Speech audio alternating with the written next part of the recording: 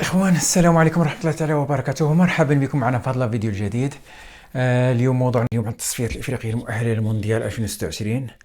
والركراكي يحضر لقائمة المنتخب بوجوه مجربة، وحسب الأخبار أكدت مصادر بالمنتخب المغربي أن وليد الركراكي مدرب المنتخب الوطني على استقرار القائمة من 39 لاعب، وسيتم تقليصها في غضون أسبوعين لتصل إلى 27 خلال معسكر يونيو المقبل.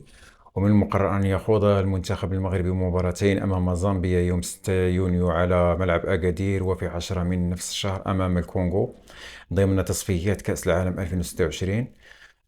وكما أوضحت المصادر في تصريحات خاصة على أن قائمة المنتخب ستشهد حضور أغلب العناصر التي خاضت وديتي مارس أمام موريتانيا وأنغولا.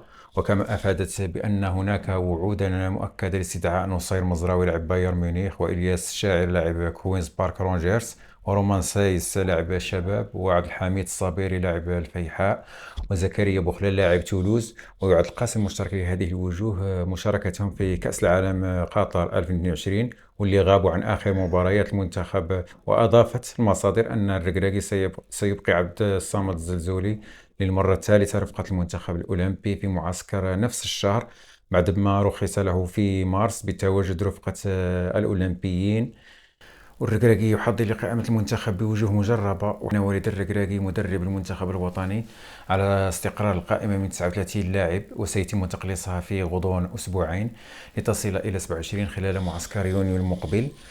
إخوان، كان هذا هو الفيديو ديالنا، وصلنا لنهايته. ما تنسوناش باشتراك وتفعيل الجرس. سلام.